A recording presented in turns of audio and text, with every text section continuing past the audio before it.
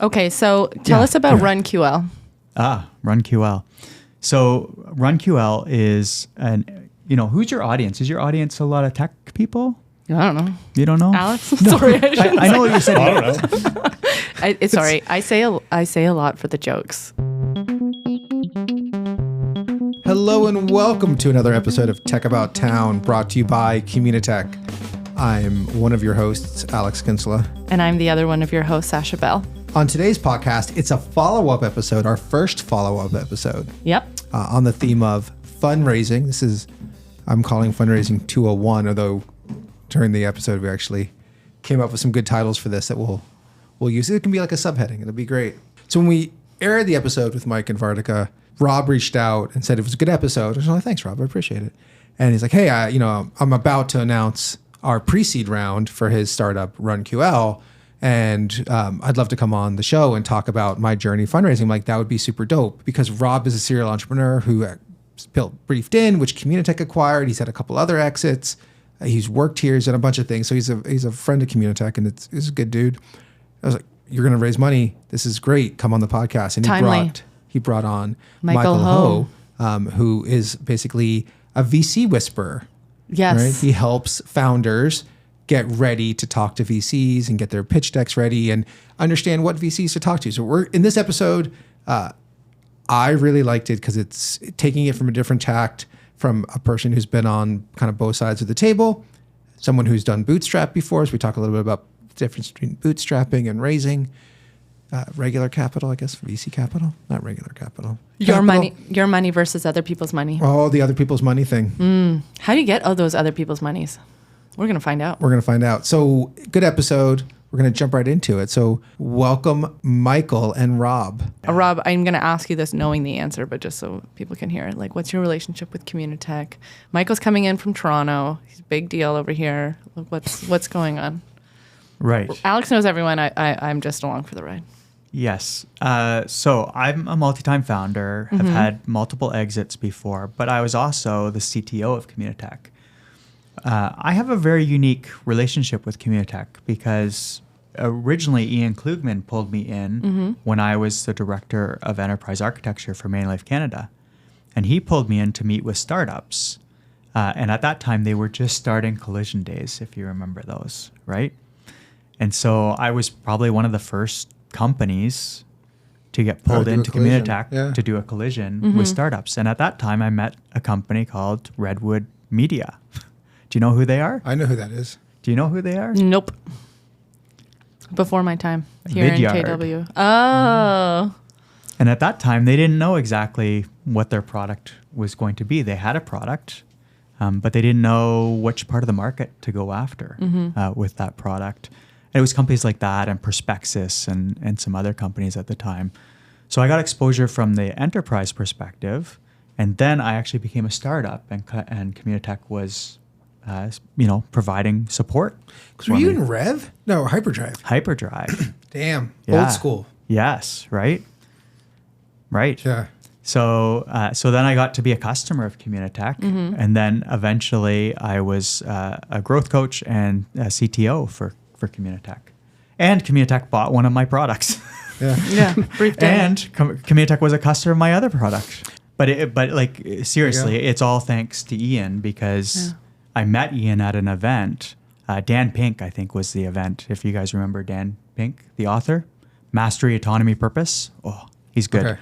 We'll add that to Michael is nodding over there. Add that to our book club that we keep on talking about starting. Yeah, it's good. It's a good book. We should do like an Amazon storefront. Can we do that for Amazon.ca? We'll figure it out. Probably. Oh, Can we get like affiliate? Oh, Yeah, that's how it works. Totally. We just monetized the podcast. Yes. Here's all the greatest startup books ever, right? Yeah. Met him at an event, and he introduced himself and asked me what I did, and he was like, "Oh, do you want to come and talk to some startups?" Yeah. Well, and you're not the only one then with KW history, because Michael, you have history with one of our storied startups. I went to school here in Waterloo, and then partway through school, I took time off to try to start a company that failed. But when I was running out of money, I met Sandvine, and they were nice enough to give me a job very, very early on. I was running cables in their in their lab and then became a sales engineer for them and Wow. started pre-revenue and took the entire ride all the way to IPO. Dang. That's awesome. Pickstream Mafia. That's Dave Caputo's thing, That's right? the- Yeah. Yeah, Mark Moran, Dave Caputo, Yeah. right? It's interesting that sometimes there's people like Michael who people in the Kitchener-Waterloo community really don't know about, who have done some amazing things, but in typical Canadian fashion, we don't like. We're telling their celebrate as stories much, but right you're- here. Right That's here, right now. That's right. Michael, what Yeah. do you do what's Ventures Cubed all about? So now I help companies get ready to prep for their raise Yeah. and then help them run processes to get competing term sheets or get multiple investors. And that's how Rob and I started working together. And it was actually through a colleague at Sandvine that introduced us. Yeah. I was actually talking Another to him founder. on my way here. And I was like, oh, it was actually you who introduced me to Rob way back when. And he said, yeah, you had called him up and he'd already raised money, James McNacka. He had raised money for a previous company and for his new company. And then he sold his previous company. And so I think that's how you got connected to him. Yeah. And this is sort of the journey that most founders do, right? Is they look through their network, find someone who's done it before, Yeah. and reach out to them. And James, this is what I'm starting to see now, at least for sort of the stuff that I do, Yeah. is that almost everybody I work with has somebody in their network who's raised money before, knows how to raise money or whatnot. And James, I think what he told you or what he said to me was he didn't have the bandwidth to sort of deep dive with you and help you. And so that's how you and I got connected. So if there's like a founder who thinks they're ready to raise, would they they reach out to Ventures Cube? Like what sort of services do you provide? Like, is that how it works? I do. So it's the same as Rob. He reached out, we chatted, felt if the raise was a good fit or not, whether there's a good fit between us. And then we work one-on-one together and prep all. And then I think Rob can talk about sort of the process that we went through to do is probably better in context, but is basically how to do all the prep work, when Yeah. to get ready. Common questions are how much should we raise? When are we ready? How do we run a process? Who are the best fit investors? What materials do we have to prep? How do we even get ready? And then it's just a lot of how do we work through all the feedback? So like Rob said, it's a harrowing journey sometimes, and it's very lonely. And it's hard to get flyby advice. You need someone who sort of understands, or at least that's the way I feel, is someone who actually understands what you do and help you contextualize this advice. Because often the advice is okay, but it's probably in the right ballpark, but it's not contextualized to sort of your specific situation. And now doing this for a couple of years now, or at least working with founders on fundraisers, no two raises are the same, right? From a high level, they're all the same, and Rob will go through some of the processes. But as he tells the stories, you recognize like, oh, that won't apply to me, but my business will be totally different. And this is what I saw when I was a VC, that everything was different, right? Like there was all the same markers, but each company had its own little nuance that we had to dig in. Otherwise, we just have a form on a VC website that just says, put your traction numbers in here, put your background, and we'll tell you if we write a check or not, right? Clearly, it's not. Too. Yeah. What's that? It's like A Google form. Yeah. Like that, if traction was all that you needed, or if, Yeah. if your background, they'd just say like, enter your traction numbers, put your LinkedIn profile, and we'll get back to you in 24, 48 hours on whether we're going to cut $1 million check to you or a $10 million check. Right. It doesn't happen that way because Yeah. there's so much involved. Rob's getting I'm getting serious. my He's getting his laptop laptop out. Because I want to give you all some stats, like some real, like I'm a data guy, right? So I've been presenting this to different groups, Yeah. just to help them understand what it really is like in the trenches of raising money. So often we talk about at a high level, we talk about what it looks like, and we've had some really great, like Mike Kirkup is great. Jay Shaw is another great one to talk to because they have like all these data points from talking to all these startups. Yeah. So we've been doing really like those talks are great, but what does it look like from an entrepreneur's perspective when they're beating the pavement? What does it look like? And entrepreneurs, Michael will be able to talk about this because he was an entrepreneur as well. When you go to the VC side, your perspective starts to change a little bit, right? And how you view what an entrepreneur has to do to raise money changes. And so I think it's was it Vartek? Is that her name? Vartika, yeah. Vartika, thank you. Vartika and Mike have some good perspectives, and she has some great perspectives too, but it's coming now more from the other side because she's not in the trenches. Yeah. And she's collecting data from all these meetings, but it's not quite the same as like being there and experiencing What's it really like? Right. Well, you know Elon Musk's great. quote, right? Sorry. Do you know this one? No, he just he evokes a certain just thing. Chills run down my spine. So here's the important thing: is it's actually not his quote. He quoted a friend, but the friend said, "Being an entrepreneur is like chewing on glass and staring into the abyss." And fundraising isn't much different. You are going to meet with 100 investors trying to raise your round. About 97 of them are going to say no. Mm-hmm. That's a lot of no's. So think about that for a second, right? 97 no's. You better be like really persistent and convicted that what you're doing is going to be something. You had a great tip though on how to navigate that from a psychological standpoint that you can get to. Yeah, I mean, I can share it now. I'll share it again because I think it is a really important big learning for me. Is when you're fundraising, make sure that you're talking with your customers every week. Because your customers, your paying customers, remind you why you're doing this. They remind you of the pain that they feel every day because you're constantly getting bombarded with this won't work, this doesn't work, it'll never work, it's not going to be big. But when you're talking to your customers and they're saying, this works, it's helping me, it's saving me time, our organization is better for it, right? It reminds you of why you're doing it. It just refills the tank. Yes, refills the tank. Did you do that, Michael? Did you take that? No, not when I was fundraising. I did everything wrong when I was out fundraising. We can talk about that. Tell me what you think you did wrong. What I always tell people is I learned to fundraise basically completely backwards. Everybody at the time, this was 2008, 2009 timeframe. Everybody basically said, just prep your materials, get a good thumbs up by everybody, and then you just go pound on the pavement and say, I'm raising. And you just go and start blindly going and talking to hundreds of investors. And then you get all these no's. And at the end of it, you just burnt through all of your investor lists and you just don't know which way is up. You get all this advice that comes back. Yeah. You get all this conflicting feedback. And no one ever taught me to go back and talk to my customers and sort of refill the tank. Yeah. But it's very, very draining. And then eventually you get this sort of investor who goes, I really love what you're doing, but let me know when you find a lead investor. And then you kind of get really excited again. And then you enter this new phase of just searching for that lead investor. And then that seems to drag on and on and on. And you want to flip it around. And Rob will talk about sort of the process that you need to do in the middle, where you got to actually validate that you're on the right track. You got to validate that you've got the right narrative, that you've uncovered all the hot button issues that are going to come up, that you're asking for the right amount, you're targeting the right investors. You need to do this one validation phase in the middle there, and then that'll tell you whether you go or no go on your raise, and then you can sort of recalibrate from there. What I know about fundraising is very like 3 people away kind of thing. So like for you to talk about, like you just have this list and you just go through them all. I would assume that's what you would do too. Like it doesn't sound strange to me, but like how do you approach?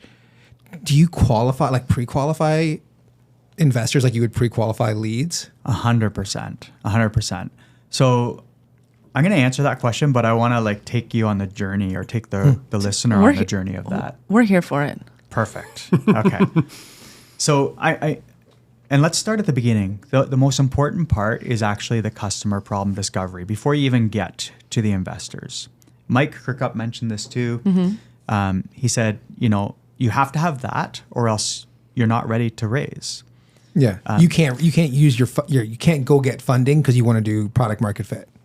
Or customer discovery. Customer discovery, problem solution fit is that piece. And so if we take a step back and say, okay, I've done my customer problem discovery stuff well. I have some paying customers. Now I'm going to go out and raise a pre-seed round or a seed round, right? The first thing you need to do is figure out like who are the investors that invest in your space. You have to find, like for us, it was investors who focus on data, SaaS companies with an AI twist, right? But you might be in hardware, and therefore you need to find hardware investors. But I did it in a very different way. So I went and found out, like, here's all the investors who would invest in our space. Who are the ones who are ahead of where we're raising?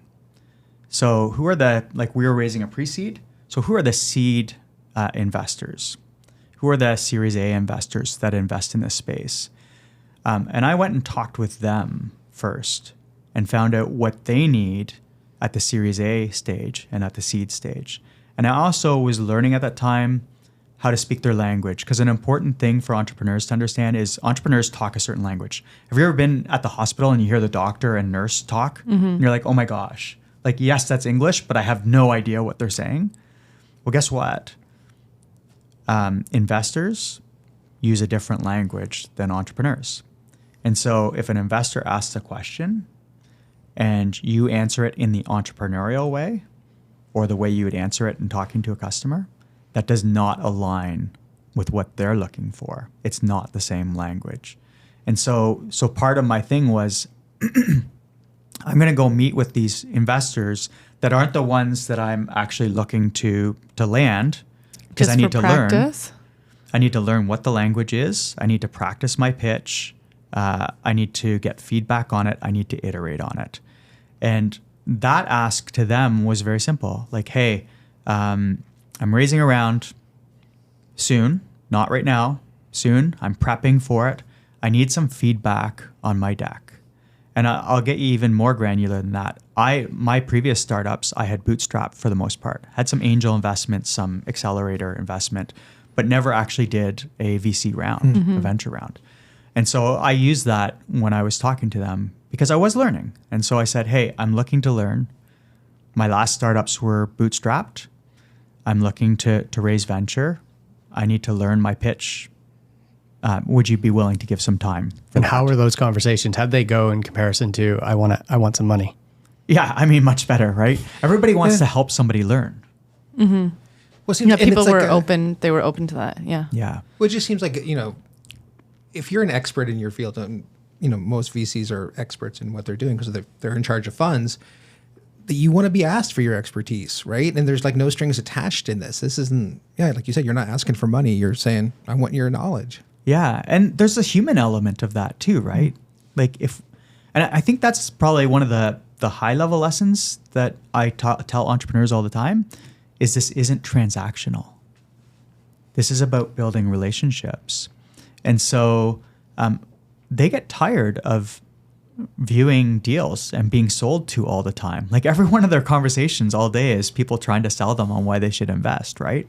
So if they actually get an opportunity to work with a founder to help them, that actually gives them a break and makes them feel really good. Yeah. So I started there. I pulled in over 200 potential investors, went through that list and said, who are the ones that aren't going to invest? We're too early. The Series A investor, the seed investor, or I actually talked to investors that were not in our space. So maybe they did SaaS, but they didn't do data. Right? And so I did the same thing. I went and got feedback from them and collected all that feedback and iterated on my deck. And like when I say iterated, there were over 100 versions of my deck in this time period. I was iterating it right to the very end, right? So you don't just like get this deck and it's solid and you never change it. You're constantly getting feedback, constantly changing it based on what you're hearing, what you're learning. So started with that 200. Then narrowed it down to the 100 that were actually in my space, who were active investors, and started reaching out to them once I had gone through this other piece of the process. Do you have anything to add to that? No, I think just the learnings that we're working off of for like when you're talking to downstream investors, so your seed and your Series A versus like the learnings we're getting from just non in your space investors. So we were able to quickly identify sort of some of the just general VC things, like how an investor would be looking at your business. But you also learned that if they're not a data investor, they look at your business a totally different way, and they're not a good fit investor. And we were able to also identify that. Yeah, and the important part here too is the the human element again of the VC. Like when they actually bring you to their partners, they're putting their like credibility on the line. Mm-hmm. They're putting their job kind of on the line, right? So like they want to make sure that you're a good company to invest in, and you building that relationship, you're actually building trust over time with them and their partners, because they're making a bet on you. It's not just money. They're making a bet on you, and their career as a VC is actually entrenched with that bet. Like it's intertwined. It's interesting you say that. So you mentioned also like, so for you to get the VCs across the line, there was what, about 8 to 10 hours worth of sort of cumulative time with at least 10 hours. From the time you have some interest with that VC, you've got to meet with them at least 10 hours before you've got a term sheet. And that's sort of common, somewhere between, for most one, it's about 8 to sort of 10 hours, which is interesting because it's all about that trust building. It's all about that people part. Google just released their framework. I think it's 7-11-4. Takes 7 hours to build trust with a customer, over 11 touch points, over 4 different mediums. And it's sort of true for venture as well, right? You're going to have a bunch of different meetings. They're going to be doing a bunch of diligence behind the scenes as well. Mm-hmm. All of that cumulative time is them either moving towards trust or moving away from it, right? Mm-hmm. We call it conviction generally. Mm-hmm. Because there are the investors getting conviction around the deal. But you have to understand that there's all of this trust building that's going on throughout the process. And how do you move that sort of along the process? Yeah. Exactly. It's the jar full of marbles, you know? Like trust is the marbles. So like, are you adding to the jar? Are you taking out of the jar? I like that. Okay, there you go. I don't know where that's from. There's a bucket kids story that's kind of like that too. Filling the bucket. Or are you taking from the bucket, or are you filling the bucket? For sure. Yeah. Yes. Right. And so, it's about building trust. And so how do you build trust with somebody that you've never met before until you started this process? I mean, the ideal thing is that you've been meeting with them all the way along, right? Yeah. And then by the time you're ready to raise, you've got a relationship. They know you, they know your traction, those kind of things. You know, one of the questions I had for you was around, and we kind of always come at this as the outside looking in to entrepreneurship, but it's a pre-seed round that you raised. Mm-hmm. Where does the decision come in on pre-seed versus seed? And I always think of pre-seed as, like, you have institutional investors in your pre-seed, where I always thought pre-seed was like friends and family, angel, right? Like, how do you... Yeah, it's just a label. Really. Yeah, okay, yeah. It is just a label. And you'll see like companies who are pre-product raise a seed round and they raise a $4 million because you've got round. Customers. We have paying customers. Right. Yeah. So to me, like, I always think you've paying customers, you've kind of proven there's customers willing to pay to have this problem solved. Yes. Venture capital is to scale that.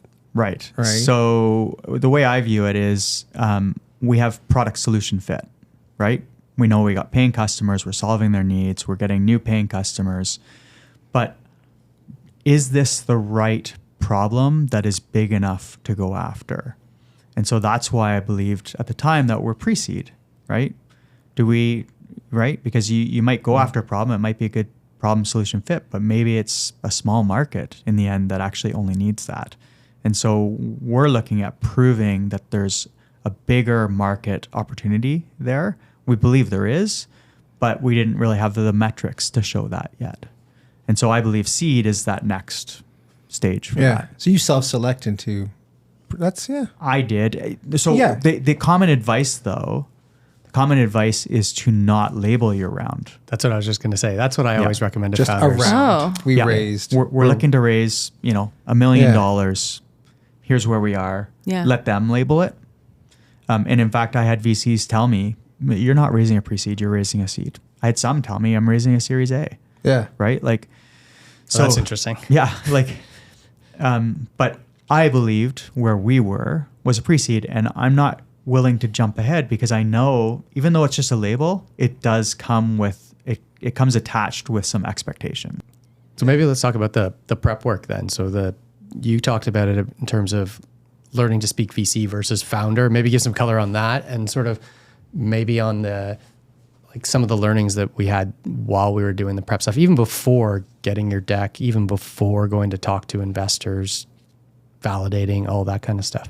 Yeah, I think the biggest thing when I first reached out to James Manaka, he had just finished raising a round. And the thing is to give advice or like to share your story on raising a round, if we asked Mike Litt about him raising a round, he raised in a different time. Yeah.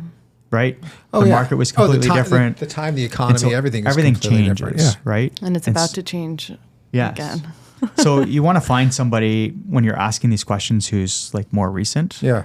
But he had pointed me to Michael, and one of my biggest lessons in first talking with Michael was like, oh yeah, I talk like an entrepreneur. Like I've bootstrapped twice, I've exited twice. I don't talk like a VC. I don't talk their language. So how do I frame this to make sense to the VC when I'm talking to them?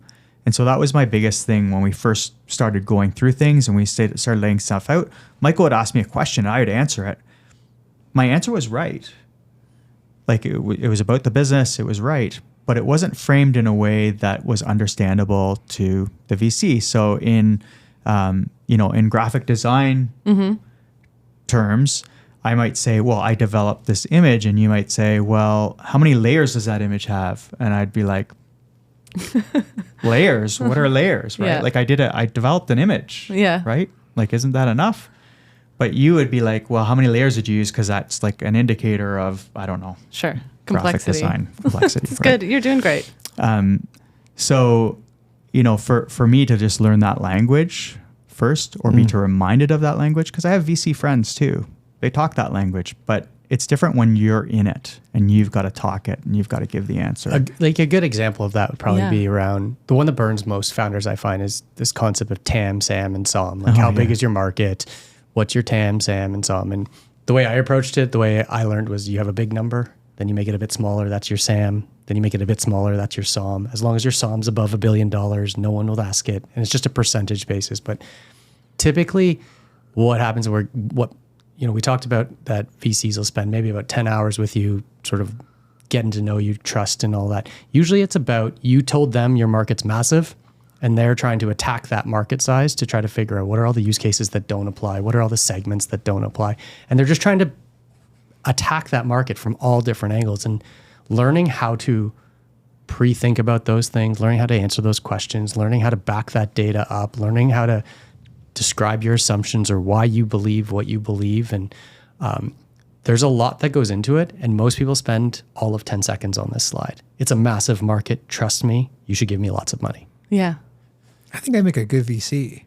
Because I always, when everyone's like, this is our product and here's who's going to buy it, I'm like, no one's buying this. I'm like, no, that you've completely missed. You can be a Communitech growth coach. Give it to people straight, Alex. I don't know, man. I'm going to raise a fund. Good for you. Let's go. It's very in vogue right now. Yeah, definitely. You get a fund and you get a fund. Podcast fund. It's really just for the podcast. Yeah. No. We're going to fund it with one. We're going to get one share from every guest company. That was our plan. Did you hear that? Oh yeah, our plan, just get a share, just one share. One share. That's fine. So, in the very beginning, when you reach out to these VCs, most of the time they want you to send your deck in advance. But in the very beginning, as an entrepreneur, what you need is feedback. Yeah. So you need to get in front of them with your deck, because often they'll look at your deck and say, no. Right? Because you got to remember, they're being inundated with deals. Yeah. And so it's not that they're being mean. They just want to, they need to know, like, am I going to spend time on this or am I not? Right? I've got hundreds of other deals to look at. So like the quicker I can get to a no, the quicker I can look at these other deals. So they're not trying to be mean or anything. It's just the nature of the business. So in the very beginning, when they would ask me to send the deck ahead, I actually would just ignore that request. They would say like, yeah, book a meeting with me and, send your deck ahead if you can. And I would just not send the deck. I'd book the meeting with them. I'd show up, go through the deck, because my job was to get in front of them, go through the deck, watch their response and understand if I was hitting the right notes, right? And then get their feedback on that and then change the deck based on that information. So that's what I did in the beginning. And I just iterated on the deck from those meetings. Something helpful there is probably some of the changes to make to the deck. It would be you were removing things from the deck that weren't helping your initial story. They're things that you had already prepped, you had answers for, but they weren't helping with the first date. And remember, It's a 10-hour journey, so we need to unravel information over time. Otherwise, we can't just have the same first date conversation for 10 hours. Yeah, exactly. Right? But I think too many founders think, I got to put everything into my deck because I get one shot at this. And then they have nothing else to talk about because they just keep regurgitating the same high level, our market's big, our market's big. And so this was a lot of what Rob was doing in the beginning part, was trying to figure out what are the parts we need to lean into, what are the parts we need to strip away to hold back for the rest of the conversations. Yeah. The goal is to get the next meeting. Right. We learned that from the So, the second date. What I like to tell entrepreneurs is your pitch deck is actually just a trailer. It's a trailer for the movie. You don't tell them everything that's going to happen in the movie. Oh, that's so cool. Otherwise, nobody's going to go watch the movie, right? Yeah. They're not interested. So the pitch deck is a trailer. It should be as short as possible. It should be missing information. It should be like just enough to pique their interest. Yeah. That's the title of the podcast episode right there. Pitch deck is the trailer for the movie. Okay. All right. Sounds good. Done. Right. So you want to just pique their interest. Yeah. And then you get on the call, and then they start asking these questions, but now they're engaged. They want to know these answers. So rather than them analyzing a deck and analyzing a slide, whether it's true or whether it's not, or whether they can pick it apart, now they're engaged in a conversation with you. And they're asking these questions, like they're asking, how do you think about your TAM? How do you think about, right? And now you're having this conversation rather than just showing them a slide that they can say yes or no on. Based on those questions, you're starting to learn, how do they think about the market? Or do you have to educate them?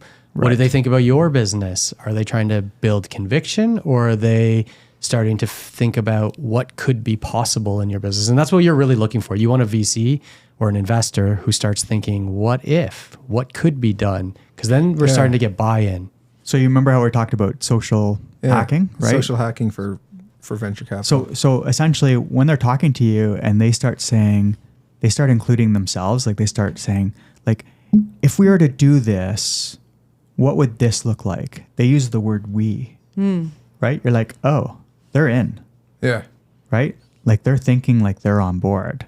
And like those are some of the indicators that you now know how they're thinking about it. And to Michael's point too, like you don't have time as an entrepreneur to educate. Every early stage entrepreneur who hasn't done it before thinks that they can go meet with any VC and educate them to help them understand the market and to invest in them. You can't. So like don't. Like find the investor who knows about your market, who knows a lot, who has a belief that's similar to yours, and that's what you want to target in on. There's typically three things that VCs need to get conviction around. They need to get conviction around you and your team. You talked a lot about it when we were going through the process of like, it's not about convincing them of the problem. It's convincing them that you're a backable founder that can tackle this problem. So it's conviction around you, your team, the founders.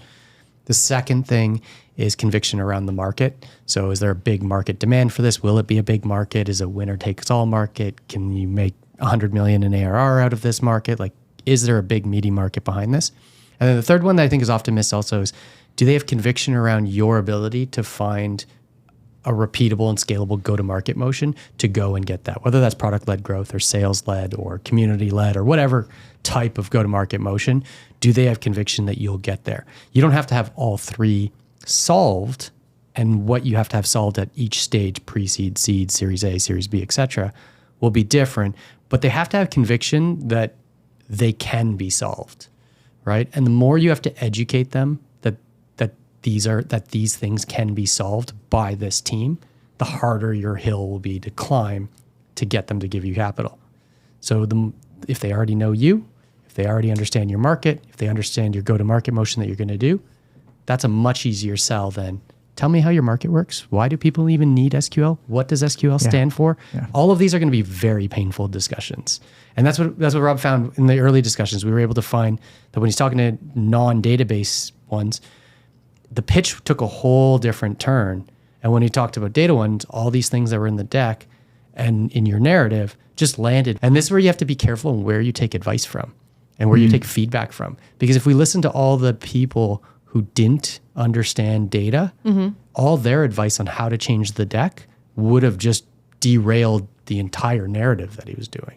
Then he was able to shift into sort of the second phase of things to go and figure out, okay, this is our deck, and now we actually want to send the deck to people to just save you a bunch of time. Save me time, yeah. Because now I know they're into data, they're into AI. Yeah. I want a yes or no as quickly as possible. Like I've got all the information. It's as good as it's going to get. The trailer is fantastic. I just need to get it out. And if they don't want to go see the movie, no problem. Yeah. I think this is what I was talking about, the validation phase that most people miss is there was this period of time, I can't remember exactly how long it was, but there's a period of time where we were methodically putting you through, first we got to start with friendlies, then we got to start with some VCs, downstream, non-market VCs, just to figure out, are we on the right track or not? As a VC, I started seeing founders do this to me. Yeah. Go, this is much better way of raising. Because I would just prep my materials and I'd go, Rob, Alex, Sasha, do you think this is I got all the slides right here?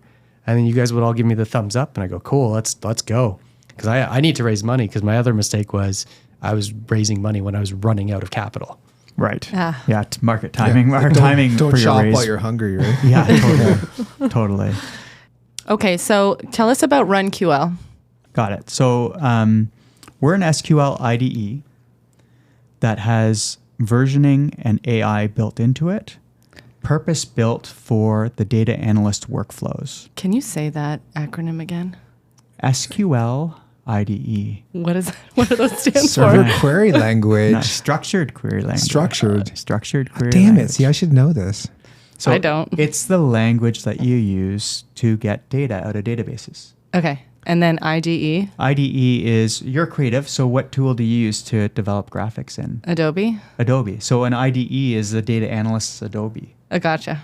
Okay. Yeah. Well, that was a good analogy. But I forget what it's the development environment. Integrated development? Integrated development environment is what it officially And stands for. SQL, you just do select star from table name and everything's going to be great. Alex has got it. Yes. The big benefit is that we help them answer the business requests faster. And we save them, each data analyst, we save them 2 hours a day per data analyst. It's a $36,000 gain in productivity per data analyst per year using our product. And that's the real value to our product. Well, no, and it's critical because you think about, and like I've read a lot of the articles on it too, but and you've talked about there's so much value in data that gets lost because it's not being used properly or it's not being discovered because the queries are written poorly or they're not performing the way they're performed. Because you don't think about query performance as an actual issue, but like you can tweak queries that get you seconds to minutes, right? Yeah, totally. So there's two pieces to that. One is, again, if you have perfect data, but your queries are wrong, you got the wrong information. You're making bad business decisions because you don't have the right queries, right? And who's managing those queries? Right now, they're like all over the place. They're in Google Docs, they're in Confluence, they're in Git, but they're saved with the same file name 100 times. And the analyst is like, is this the right one? Or is this the right one? They both kind of query the same thing, but there's like this slight variance in it. Which one should I use? Yeah. Right? And so there's that piece to it. And just knowing that, like having confidence that the query I'm using is going to pull back the right data for the right answer. And then actually, I forget what your second point was. I don't even know. I was laughing. Well, I was laughing because you're talking about version control, and like I've had my Gmail account for 20 years, and I used to send the queries that we use. Like, this is the right one for this. I can go through my Gmail right now and find queries from 2004, 2005 that probably would still work. Yeah. If the database is still there. Well, so imagine now you're on a team, like before you'd have like one or two DBAs who are working with the database. Now you have teams of hundreds, right? Like we're in talks with one customer who has 1,000 data analysts.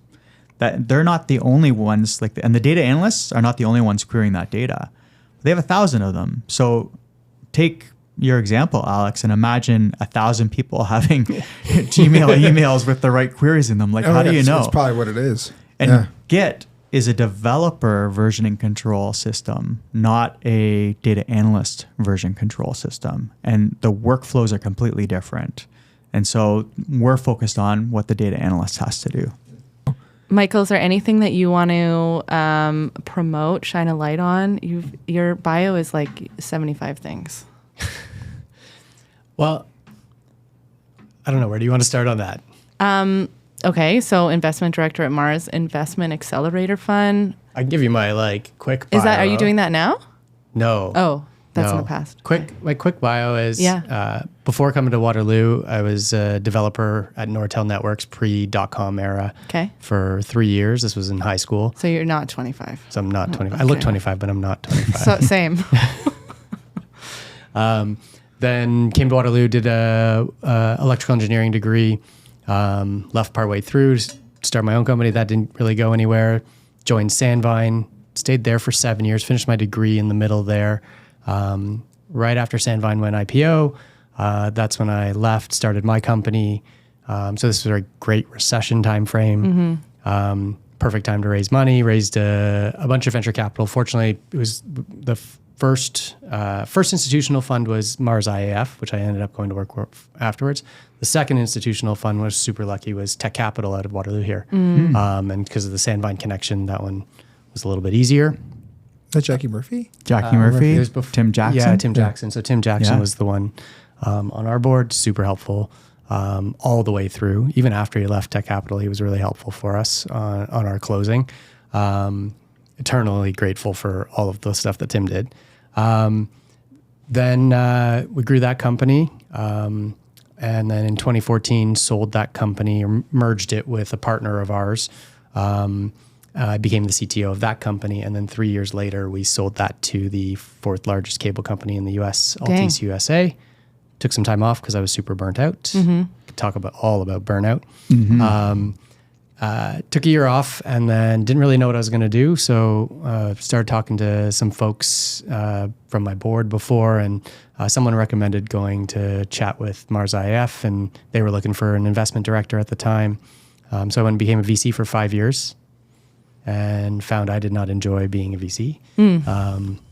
VCs love the deals. They like hunting companies and all that. That was not my jam. Yeah. But I loved working with the founders. Every time we found a deal. Every time I just loved commiserating with the founders. I loved helping where I could. And so that's what I do now, is start working with founders and help them get ready and help them figure out how to do all this fundraising thing. Yeah.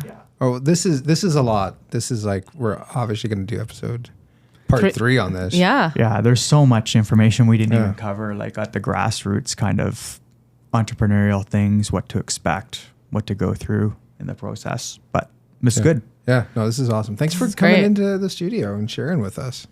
Hey, no problem. Yeah, we'll have you guys back for Thanks more. for bringing me back to Yeah. Waterloo. Yeah. Oh my gosh, yeah. I hope the 401 treats you well on the way back. I know, right?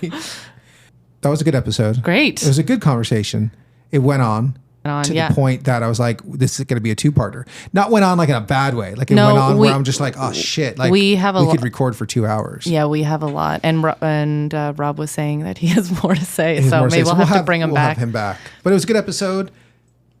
It's an episode brought to you by Communitech. Hey, Sasha, what is Communitech? Oh, yeah. Communitech is an innovation hub based in Waterloo Region. We're located in downtown Kitchener. We help founders start, grow, and succeed since 1997, over 27 years. We help founders with capital. So this is a great example of that, like how to raise, how to make sure you're ready, with talent, building best teams, access to markets, and community building. So if you are a tech entrepreneur in the Toronto/Waterloo area and you want to learn more, you can come on over to communitech.ca. And if you have any feedback about the episode or want to be featured, or you have a good startup book suggestion for our never-ending books to read list, slide on over to social media at Communitech. We're on most of the socials. I was going to say Communitech makes this podcast possible, but someone else makes it possible. Oh my gosh, let me tell you about Elevate IP. Elevate IP, it's a federal program run by ISED, and Communitech delivers it alongside with North Forge and Invest Ottawa. I have a legal disclaimer, Alex. Are you ready for it? Kick it. Okay. Communitech, North Forge Technology Exchange, and Invest Ottawa are corporations incorporated under the laws of Ontario and Manitoba and are not agents of the Crown. I found out what that means. When you say agents of the Crown, it means that we're not like a government entity.